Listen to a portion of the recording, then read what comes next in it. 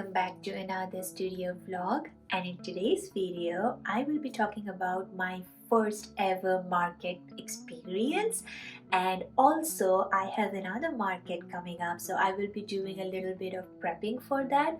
So in this video I would like to talk about how my experience went, what are the products that I have actually marketed on that day.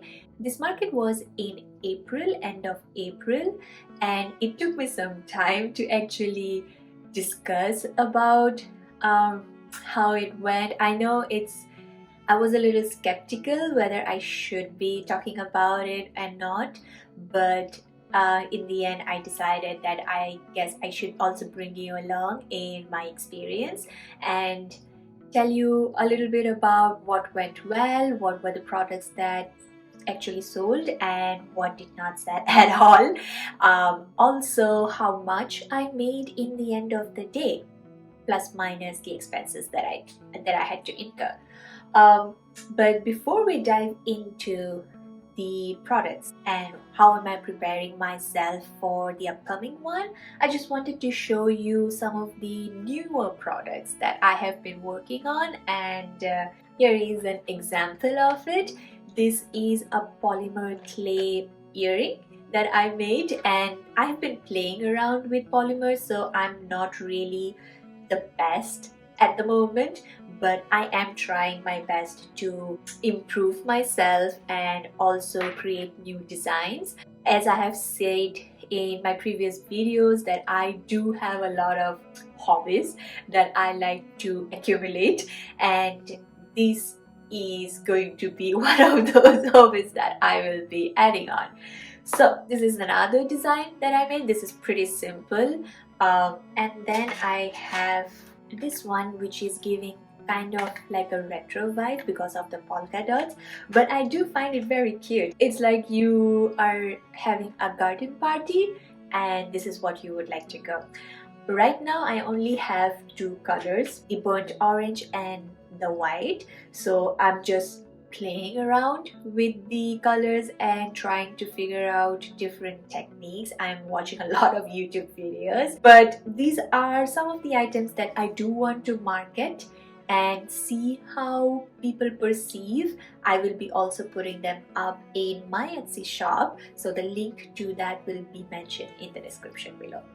But apart from that, I do have a lot of prints that I want to market, and one of them is this gorgeous painting.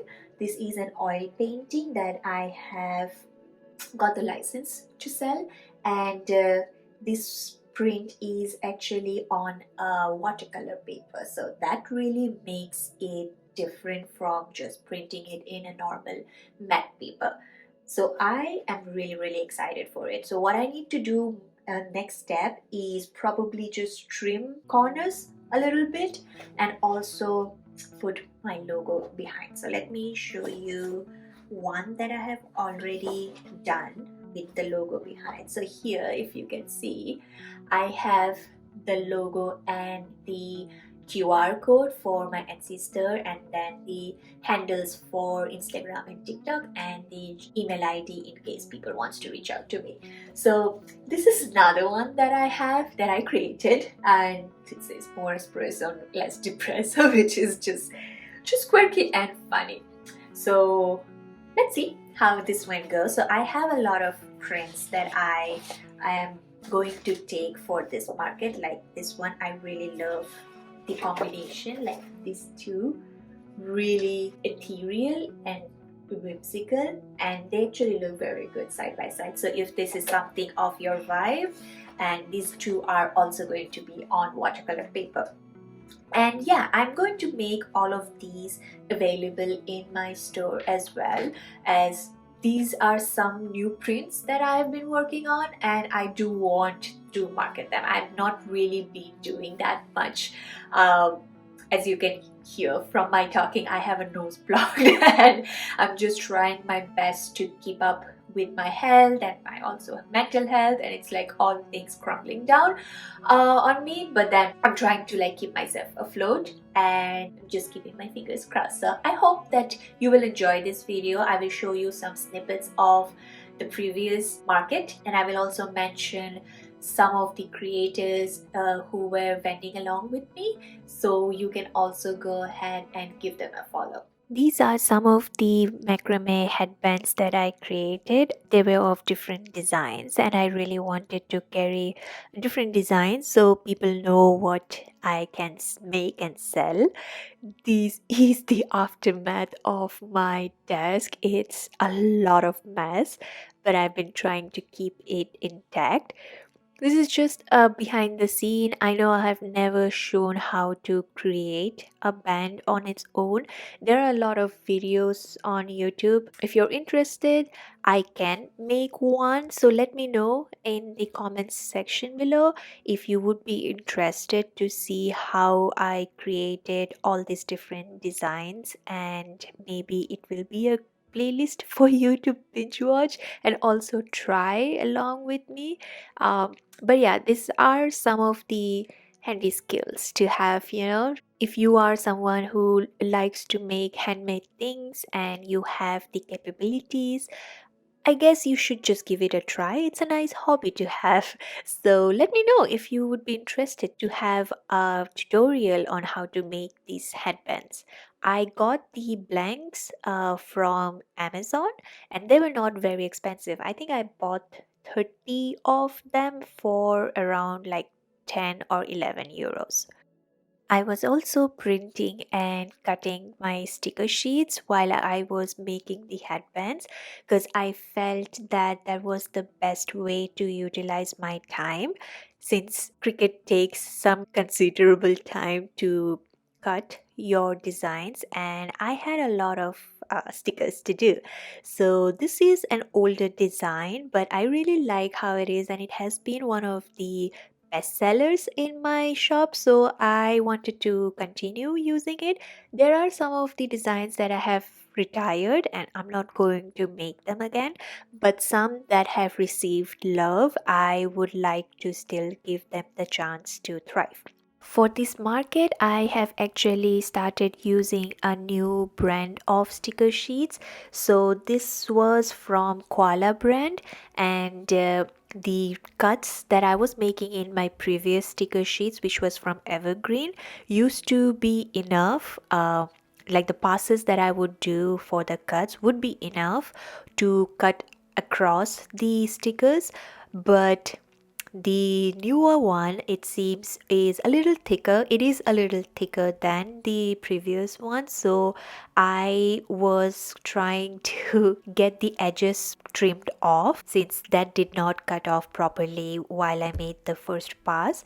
And that was a lesson. So going forward, what I did was I created an extra layer so that the blade can go all over once more and just makes it a cleaner cut, so I don't have to do this cleaning up of the sticker sheets once it is completely done. So here you can see that I have rectified the mistake and it comes off so smoothly and everything is a perfect cut. So I realized the thickness is a little bit more and it was not able to cut all the way through as I would want it, but I just love how absolutely perfect it came out. There would be still some papers here and there that I will just take my scissors and trim it off. It's not a big deal, but if I have to do everything all over again, that's just a lot of time consuming steps that I would not like to take, especially if I am going to prepare for a market. It's a lot. Along with the newer designs, there were also some mistakes that happened. So I created some oopsie bags. So these were some of the miscuts and misaligned sticker sheets that I have. So I have created almost like 10 different bags, and I wanted to film this one and to just show you that you have the miscuts and misaligned, and there are people who would be interested. Like, I am one of those people in that category who likes to buy the oopsie bags from other creators. I have bought it in my past from different creators. It's just one way that you can support them. It is also cheaper and it is not going to break your bank. If you're going to buy the actual ones, more power to you. I think that is absolutely an amazing thing that you can do. But if you do not have the capacity to fully support someone, buying their oopsie bags, I think, is one way to be more environmentally friendly, and it also supports your favorite creators. So I guess I saw the same trend in the market because the oopsie bags were one of the best sellers in the market. Like, a lot of people were surprised, first of all, because they didn't know that such kind of grab bags actually exist, and they were very, very cheap. These are pretty much the newer designs that I was making, and I also added some of the older die cut stickers or sticker sheets that I had that I have retired from the shop, and I wanted to sell them. I didn't want to just waste them, so I mix and matched and I put them in these oopsie bags.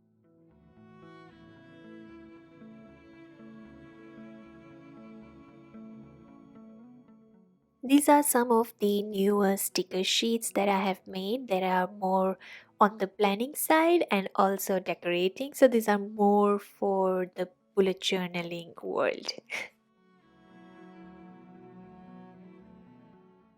Now we have moved on to the day of the market. My husband did this video recording for me because I was like, I want some content and I cannot leave the table. So please help me out. The market was called Wash Market, and it was in the basement of a restaurant called the Wigwam in the city center of Dublin. I love everything about this market and how they have organized. The organizers are super, super supportive, and the environment itself, I felt so inclusive. And there was something about this market when I first visited them in February. There was just this vibe that was so good that I was like, if I'm ever going to do a market, I would want to start off from the squash market. And I really did. I think there was just manifestation. Here is my simple table setup. I still had long hair. And for a first time, I think it went fine. I did not have a hanger or a cloth rack per se to hang the plant hangers. I think that was something of a mistake that we did, that we did not carry. So when people were approaching to see the plant hangers, we were not able to show them properly, so we really need to like take one out and like put a basket inside to show how it would look in person. So I guess in the next one, if I'm going to carry the plant hangers, it would be advisable and wise to have a cloth hanger kind of a situation where I can display the wall hangings and also the plant hangers. It would just look much better instead of laying them flat on the table. As you can see over here, like, people kind of were confused unless they know what it is supposed to be. It was not the best way to display wall hangings or plant hangers.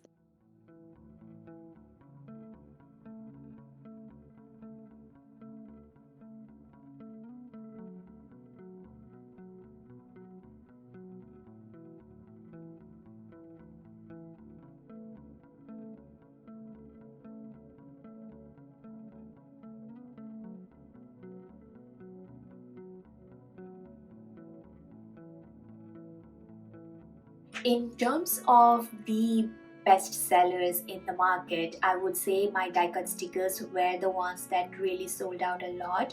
I sold 23 die cut stickers, 15 sticker sheets. I sold 14 other miscellaneous products like the A4 size art prints and the oopsie bags.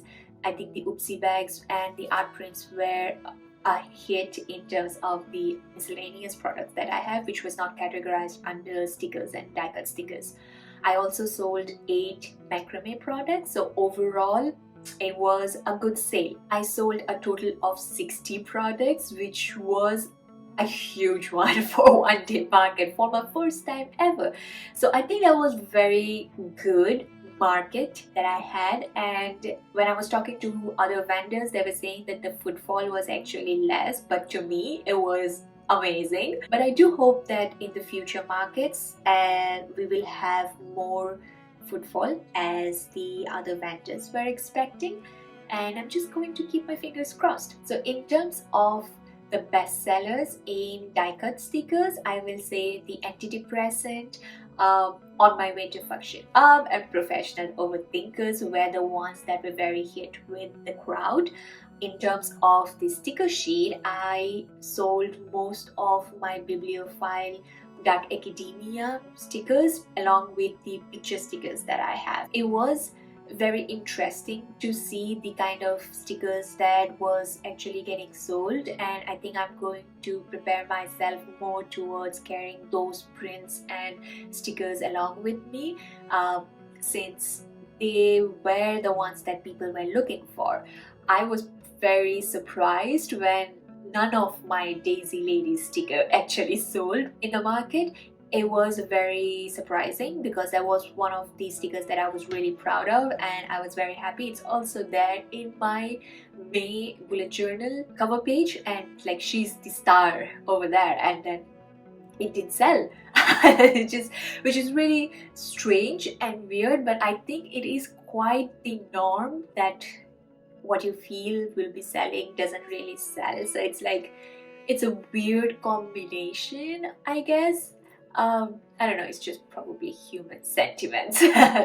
But yeah, something that I thought will sell did not sell, and something that I was not really expecting to sell actually sold. So I'm very happy with the ones that I have sold, the revenue that was generated, and it was a good day overall. So I'm very happy, and I'm looking forward to the next however many markets that I'm going to do. So I hope you have enjoyed the behind the scenes of how I prepared myself for the first market. There were a lot of mistakes that I would say that I have committed since I was not very experienced. It was my first ever market. So while being there at the market, we were having discussions about what are the things that we can improve, and how we can make the experience a lot better for our customers next time. So I guess we are going to implement those, and I will definitely try to create more content while I'm there. It's a little hard to do that while you have your customers lining up, and you need to talk to them and they don't really know me, so I need to like build the rapport. So it is a very different kind of an experience, and I really liked it. I guess in-person markets really helps in putting your best foot forward. That will also help your brand to progress in the long run, I guess. So yeah, I will try to do more of this market this summer or this year, provided I have the time and energy to do it. I will definitely would like to do more markets. But coming to the part of how much I made and what was the end profit of the whole market. So in total I made 375 euros, and this is the total revenue. This does not include the table fees or any of the materials that I had to purchase in order to be sufficient enough to market myself. So the table cost was 35 euros, and then I had to purchase a lot of things like display stands and a lot of sticker sheets because I did run out of sticker sheets. So I purchased both vinyl sticker sheets, lamination, and also matte sticker papers for the sticker sheets. So there were a lot of expenses that happened. So I am going to just club the whole expense, and that would be 306 euros. So net net I only made 68 euros in profit. That was not as high as I expected, though the overall revenue number is good. But if I think about it, all the items that I bought as my inventory, like the sticker sheets, the macrame codes, all of those are still there. All the stickers that I made are still there. So in a nutshell, it was not like a loss for me, because the markets that I'm going to do going forward will not incur all of these expenses except for the table fees that I have to give. I'm hoping that going forward the revenue and the profit are going to be higher compared to what I had in the first market. I made only 68 euros profit, but the overall was 375, which was a good boost in my sales number. And I'm very grateful for all those people that showed their interest and love for my creations, and that would be something that I will always cherish. The market was very inclusive, and the organizers were super helpful, and they really helped in marketing our products out to the customers and also their followers. So I think that also helped in drawing in a lot of people. I really want to go back to that market, so hopefully in the future I will be accepted again. I did apply for the May market, but unfortunately I did not get the spot.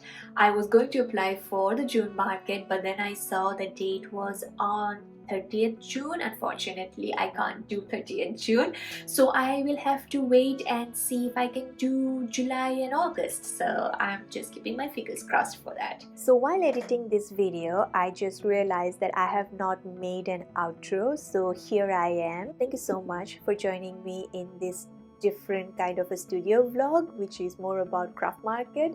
I have never done a craft market before, so this was very exciting.